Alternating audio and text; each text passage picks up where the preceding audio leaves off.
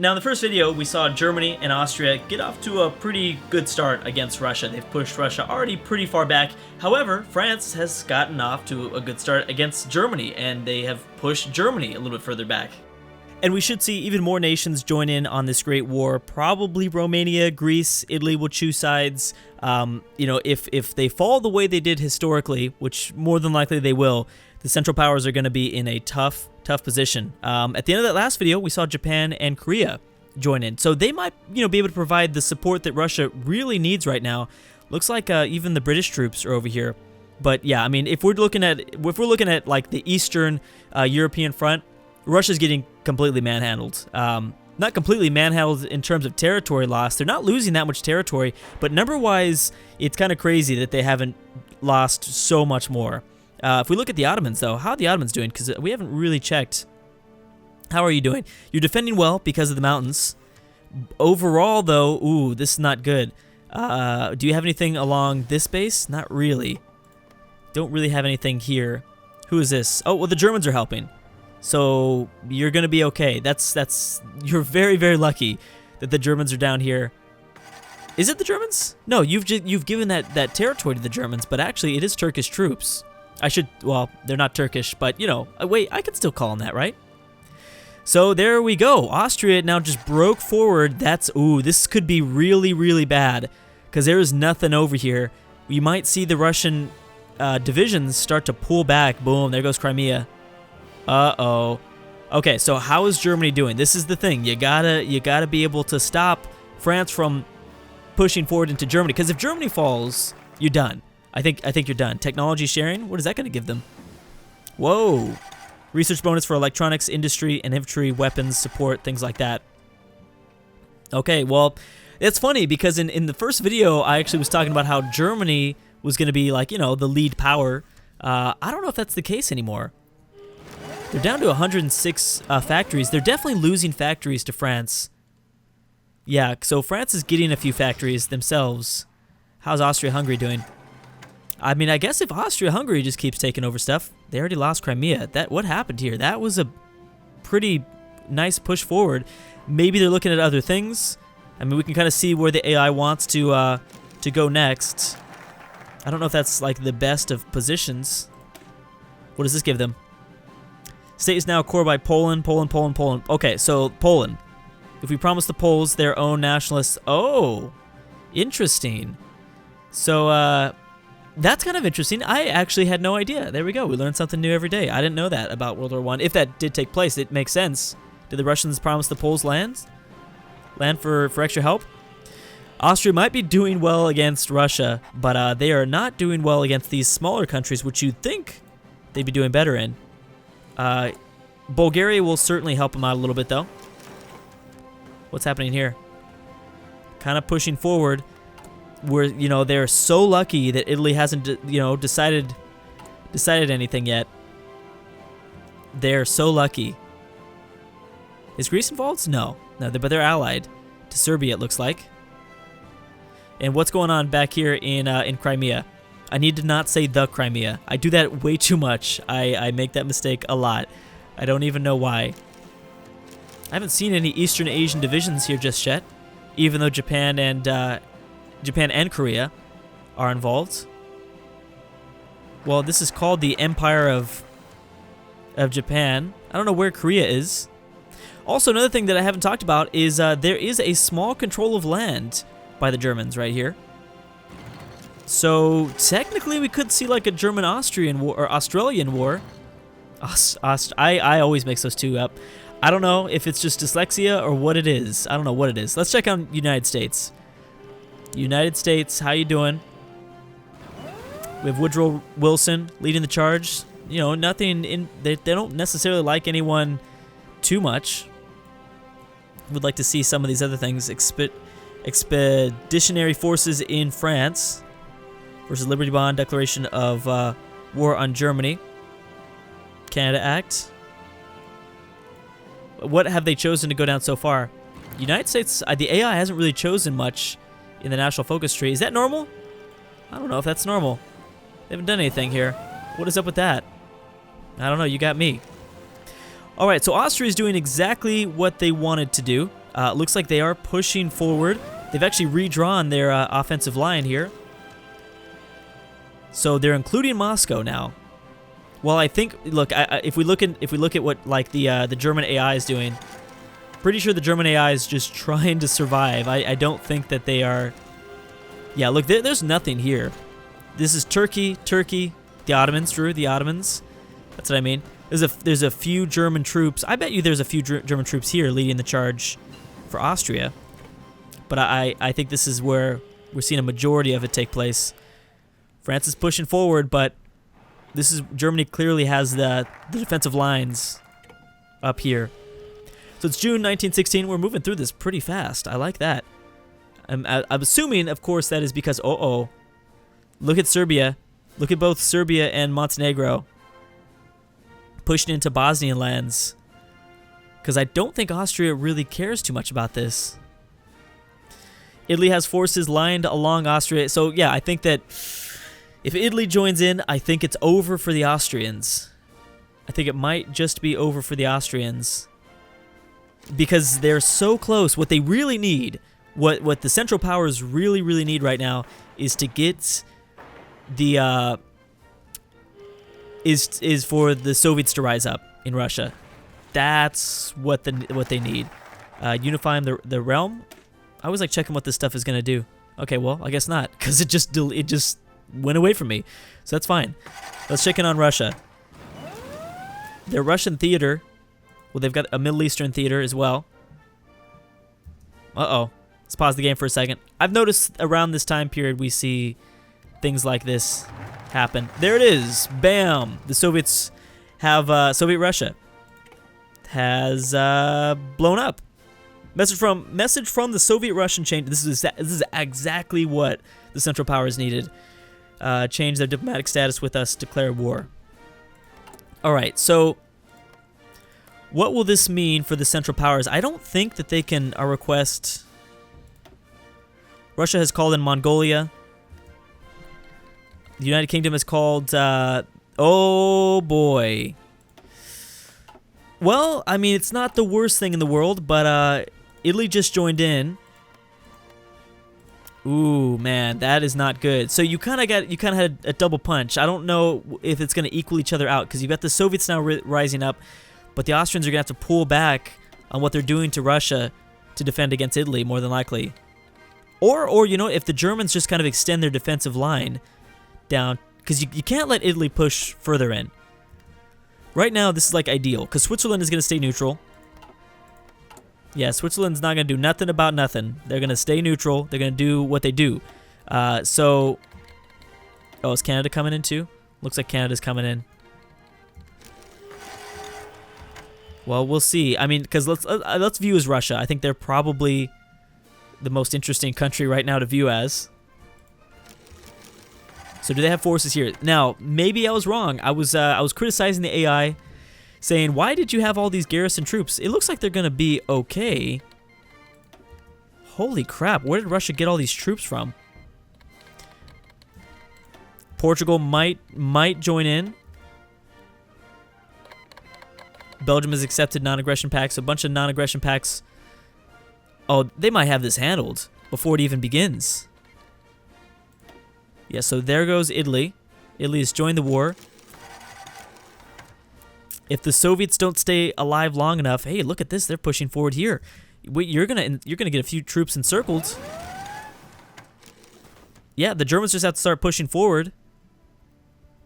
Now, what you need is I don't even know if it's possible, but you need to connect troops. You need to connect the lines here. If Austria can push far enough into Russian territory to connect these two, that'd be a big deal. You might lose a lot of territory in Western Europe, but it might be worth it at the moment. If you can get, all they need to do, like I said, is get Russia out of the war.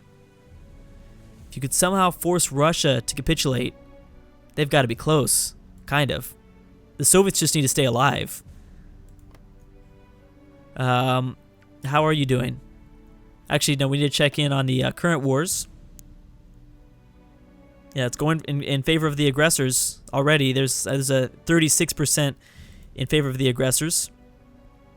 Russia Empire is already 40% towards capitulation. This is for the Soviet Union, though.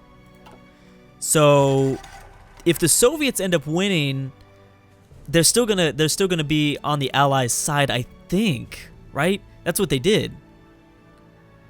42, 47. Holy crap! Yeah, that's and they did. Russia did in fact get this stuff encircled. Boom! There it goes. Whoa, whoa, whoa! All right, so what's going on here? Wow, France and Italy have been kind of stopped. I'm shocked.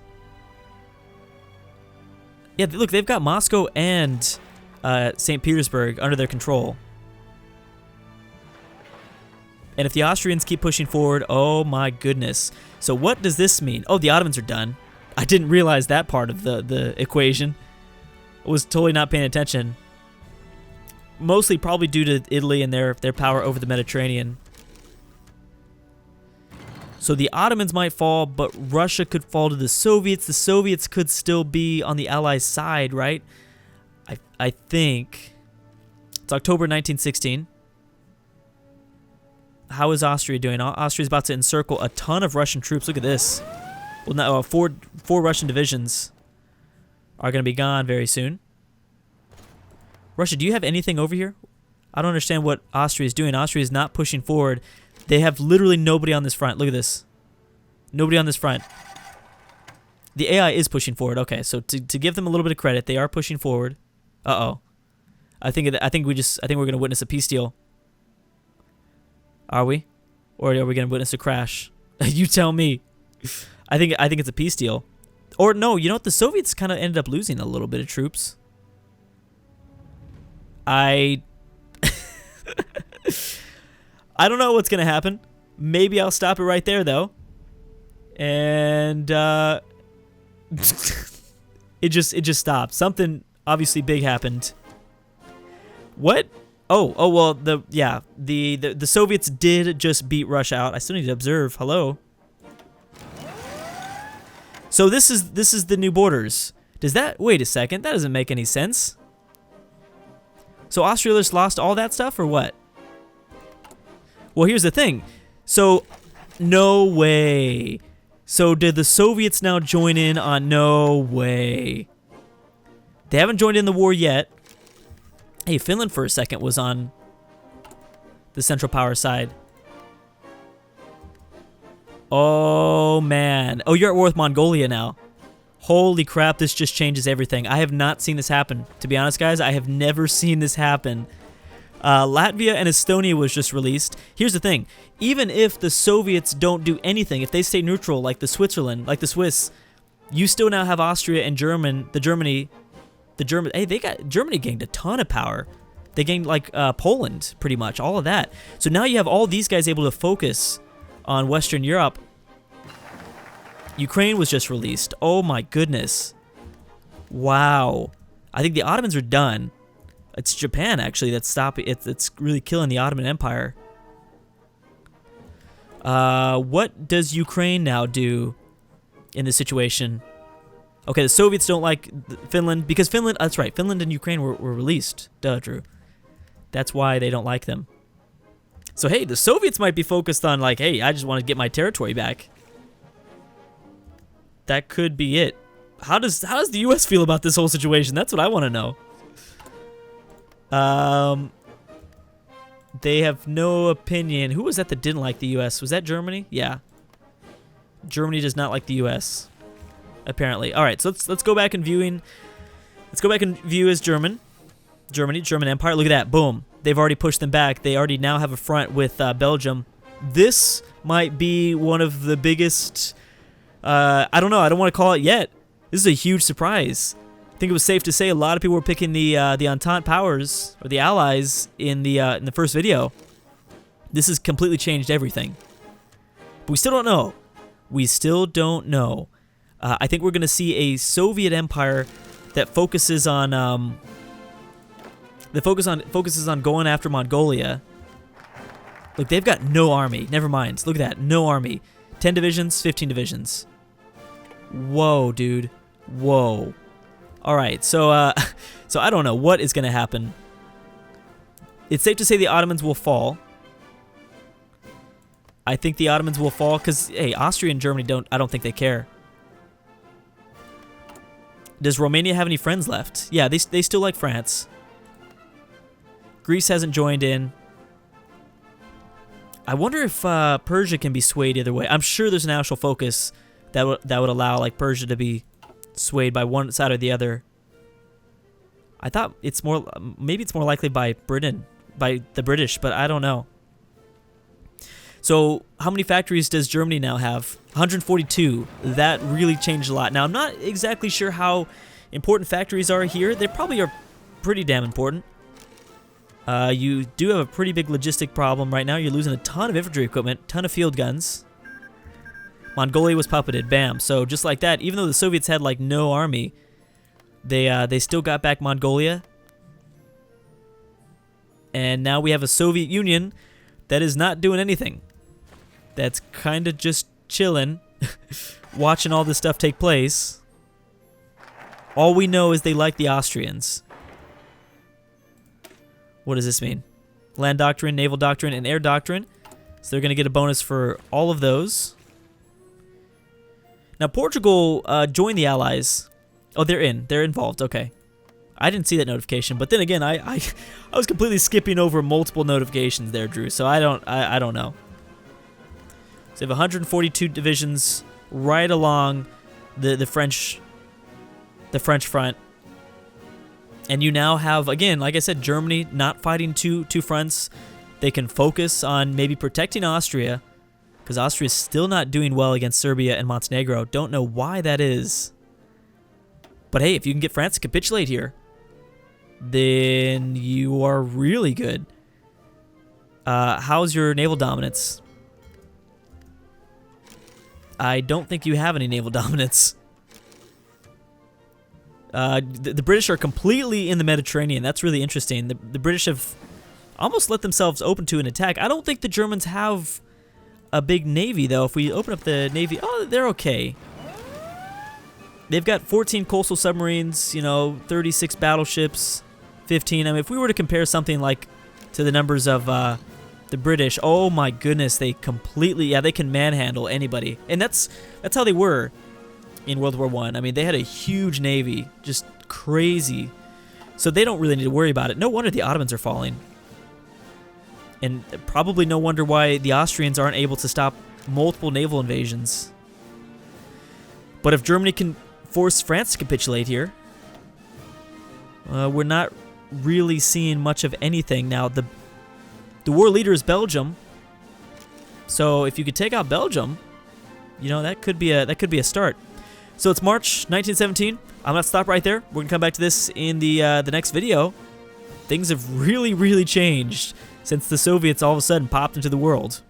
So if this series were to play out as it did historically, we should see the Allies kind of get it together here, as we're seeing with the British in the Mediterranean, and they might force the Austrians and the Hungarians to capitulate in the next video. But we'll see. It all depends on how much effort and how much farther Germany can push into France, and that could be the big tell of the series. Anyways, guys, thanks so much for watching, and I'll see you guys in the next one.